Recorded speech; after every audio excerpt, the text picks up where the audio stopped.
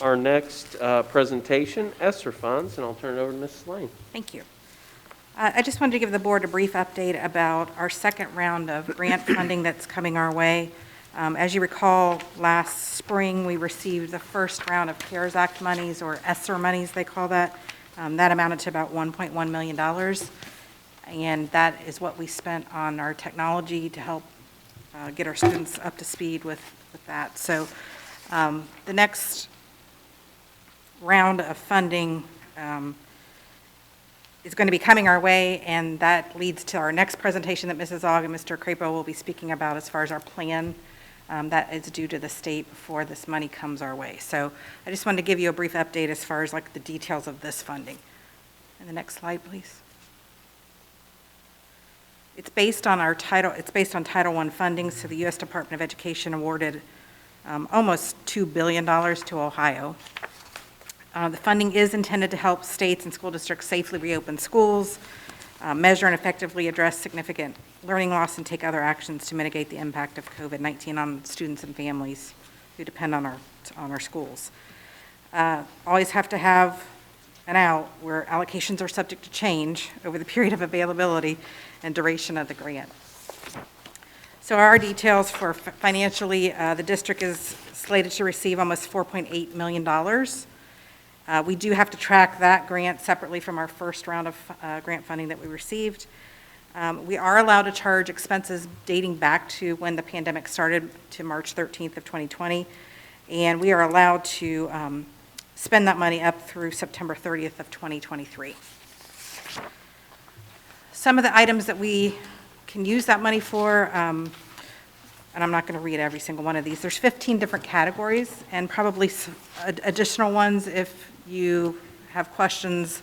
Some districts are pushing the limits as far as what they can use this money for, but the third bullet down for us, activities to address unique needs of low-income students, that may be part of the way we're going to spend this money. Next slide, please. This one, pretty much all these bullets come into play, we believe, for what our plan may be, especially number one, purchasing educational technology. As you know, we're not finished yet with our one-to-one program, so we're looking to spend some of this money for technology. Mental health services and supports, Mr. Crapo is gathering information for that. Summer learning, after-school activities, Mrs. Ogg and her department's researching that. Repairs and improvements to school facilities. That is something, and also the next one, testing, maintenance, repair. We would be able to use this funding to modify that modular trailer for our virtual learning program. So general fund money, we're not planning on spending general fund money. If that does come to fruition, this is what we will use this money for. So hopefully it won't be more than $150,000 to modify what needs to be done, if that. So especially if our people do the work. And then the last bullet, of course, provide principals and other school leaders with resources necessary. Next one, addressing learning loss. Mrs. Ogg will speak to this in her next presentation, but they are looking at all types of ways to help address that. And then also the kind of the catch-all other activities necessary to maintain the operations and continuity of services. So it gives you a lot of leeway. I think they made it vague on purpose to allow school districts to use this money in the best way they feel is possible to help our students. And then the last slide, as far as how we're going to spend the money, as of right now, the computer purchasing program, Mr. McKinney would probably like that money yesterday, but because we have some supply chain delays happening, estimated cost for that first purchase is $1.1 million. So that's probably our first purchase that's going to happen as soon as we are able to do that. And then as things develop and we have more guaranteed ideas of what we're going to use, we will share that with the board. As of right now, we are still gathering information as to the cost for that. Any questions? Yes. I do have questions, and I figured that the monies that we were talking about for the modular would be from the ESSER funding. So My concern, and I guess I just need to, just state the concern. I appreciate what we're trying to do with the virtual program. My concern pertains to the fact that we know we're going to have kids that have sustained losses.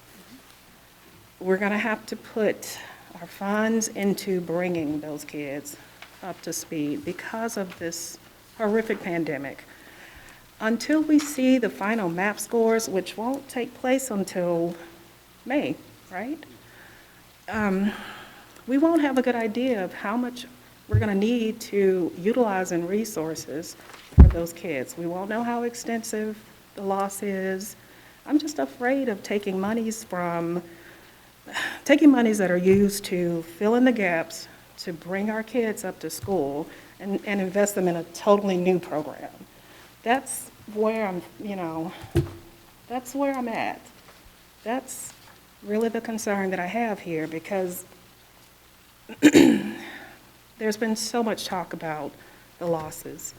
We've been lucky because we've had a lot of face-to-face learning. But I know we've had some losses, and I just don't know to what extent yet, but just based on what I've seen so far, I know they're there. And I just feel more comfortable knowing that, we're going to use resources to fill those gaps. And we won't know that until around May, when we can really ascertain what those losses are with the MAP scores. So that's my hesitation in this. At the core of it, it's the idea of spending money on this new program when we know we're going to have to spend resources here to build those students back up. That feels like it should be priority one. Well, Do you know what I mean? I do, and I agree with you, and I think that also the virtual learning option also gives us another vehicle to help kids catch back up. Because some kids may have struggled in a different type of learning, or virtual learning environment, and so we're trying to get a better one in place. And also to, have it to where there were kids that struggled because they did face-to-face, and maybe it's better for them to have virtual learning. But I feel like, if we're talking about the small number of kids with the VLO compared to the amount of money that we're getting here, it's a small amount of money that I feel that we might be investing in the VLO. Of course, we don't know any of that, like you said, until the MAP testing comes back. We also heard that the MAP testing may not even be valid because people were getting help. They were also getting the testing done while maybe other kids were learning in the same household and they were distracted while they're taking the test. So it's sort of like shooting an arrow in the dark right now. So I think having something in place, a plan in place to work on what we know now is helpful than waiting for the data to come in and say, oh, wow, we didn't have a plan. So I hear your concerns, and I agree with many of them, but I'm happy to hear that, we're spending this money on the computer plan, because we did lose a lot of kids that didn't have the technology in the first place. And so I think that I'm very interested to hear what recovery happens, and I think that might answer a lot of your concerns about what money is going to be spent on that as well. Yeah. So I think if we wait to hear all the data and then come back with, okay, well, maybe this isn't the right option, but let's at least wait till we do hear what those are. But I agree with you, and I would hate to hear that. To me, the VLO is not, oh, wow, this is a shiny new vehicle that we can roll out there for kids to have an option. It's more, that's their best way of learning, because some kids, it's difficult for them to go to school for various number of reasons. And now we're able to offer that for their home learning. They could be at home under supervision of a parent that knows their tendencies and their special needs that they have. And so what that does is it keeps them from getting behind as well. So I'm interested to hear everything that is going to be presented and then come back with, okay, well, I see issues with this. But right now, what I've heard so far is with this funding that we're going to be coming in. Of course, this is only part 2. Yes, there may be a part 3. And part 3 is coming, that was just voted a couple weeks ago, right? Or- Which may be quite a bit more money. Right. Than 4.7 million. And that would help tremendously with not only what people have lost in the 2020, 2021 school year, but what they may also be losing the 2021, 2022 school year. I think that will help also project what we can do for future years. I definitely think that at least we're getting some data on, okay, well, we got all this money coming in, what are we going to do with it? And I think this is a good plan that she has shared with us right now. I mean, is it exactly what we wanted? I'm not sure because I didn't see all these things that we had to do because I wasn't in the school buildings. But to me, I like at least seeing the plan laid out in front of me so that we do know where the monies go. So I don't know if I help. Yes, I appreciate that. I think that you're right about a lot of this. I will just say that, this is new. This is the Yeah. first time Right. we did virtual one And year. it's So nervous. It's nervous, like you new. don't know what it's going to bring. That's right. I don't know if we're going to have a ton of kids hopping Right. in here for the opportunity to Right. take advantage of the program. I don't know. One of I the know reasons we there's, brought virtual learning before a pandemic hit was that we know we were losing kids that just Yeah. were going to go online. And so they went online and kind of got away from the community. They weren't really involved in the community, but if they do a virtual learning option inside of our district, they have the same teachers. They can, when they're out with their friends, they talk about the same teachers, and they're still part of our community. I think that would help with the psychological effects of the pandemic. Is that, okay, I'm still in Fairfield schools learning. There's not some place in Columbus that if I have an issue, I have to drive to Columbus and worry about it. That it's here locally. They have an issue, they can drive in, meet with the teacher. Parents can come and meet with the teacher. And then, again, like they're playing sports with all their friends and they're still in the system. That's what I'm looking at, this virtual learning. And it's also kids that we lost. I know some local school districts, they have thousands of kids that they have no idea what happened to them. They have Yeah. no idea. They've never logged in. They may be in Texas, they may be in California. This is a great way to help keep the community together, which I think is important, recovering from the pandemic. And then with this relief funds coming in, it helps us take care of things that we experienced up till now, and then also helping the kids that we have lost, that maybe we can help them with the virtual learning option. And whatever we're going to talk about next with the recovery, if there's funds that we can use for that as well. okay. I guess I wasn't seeing this as being a part of the fix for this, Yeah. when we get to it. But I could be convinced Okay? that that's the case. I mean, I'm all for kids being in front of teachers face to face. Yes. But Particularly in K through reality 5. is that 10 years ago, people were online learning in third grade, and so it just gives us as an option to provide that for them here locally. Okay. Because I just haven't seen or heard of many success stories for the K through 5 environment where Right. those kids are online. I agree, and I think the numbers will be so low Yeah. that we may not even have that option. In my opinion, I don't know anybody that I've talked to, and I've talked to a lot of people because of my involvement with the basketball league about parents and what have you, that they're extremely satisfied with being online. They want their kids in classrooms.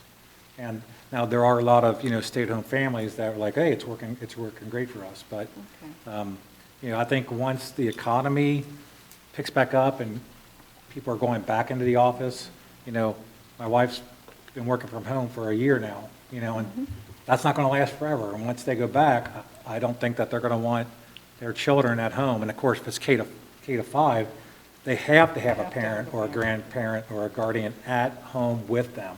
And I don't know that's going to be an option for a lot of our families.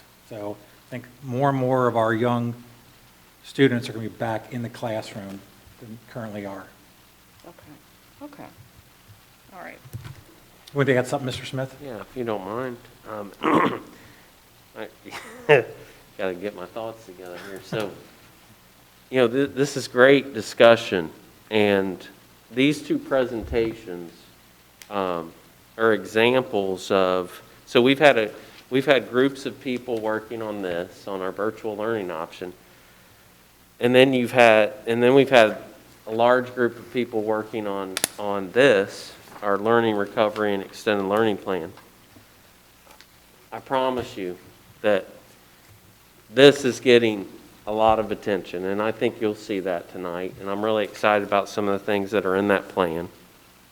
There are a lot of things going on right now in the district as we try to prepare, and a couple of comments have been made. Pre-COVID, when we were talking about online courses, we weren't talking about K-5.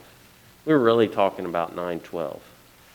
The reason we're talking about K-5 now is because of COVID and what may or may not happen in the fall. But we want to make sure that we are prepared. It's an example of we want to be prepared, and I mentioned this earlier, to meet the need. We have a lot. We serve almost 10,000 students, and their needs are very diverse. And I will tell you that even we have a lot of high school students that are thriving, but we have some elementary school students who are thriving in our virtual learning program. And I've seen parents' comments, and they have said, I really hope Fairfield offers this. If not, I'm going to explore other options for my child. And so, again, we have, and one of the other that conversation going back to 9 through 12, one of the things that we talked about there is we have students who live in our community, who live in Fairfield or in Fairfield Township, and they enroll in another online program outside of our area. And like, wouldn't it be nice to get those kids back? They're living here, they're a community member, and now they can actually, if we offer that, they can go to school here. They can get a Fairfield diploma. How cool would that be? And then we lose kids, who may say, my kid's really thriving. I didn't think this would happen, but she is doing wonderful, and so I'd really like to have that option. So we're constantly exploring those options. But again, just want to assure everyone that finances is always part of the conversation. And we recognize that we can't do everything for everyone, but we will try. But if if it's cost prohibitive, we won't do it.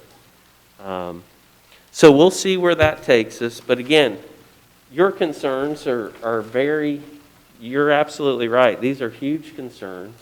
And while we don't have map data, we may not have that for quite some time, we do have our teachers working with our kids every day in school, working to address, their deficiencies, their weaknesses, and utilize their strength and provide enrichment, so on and so forth. But we know there are gaps because of COVID, because again, some of our students had a lot of support during the pandemic, some not so much.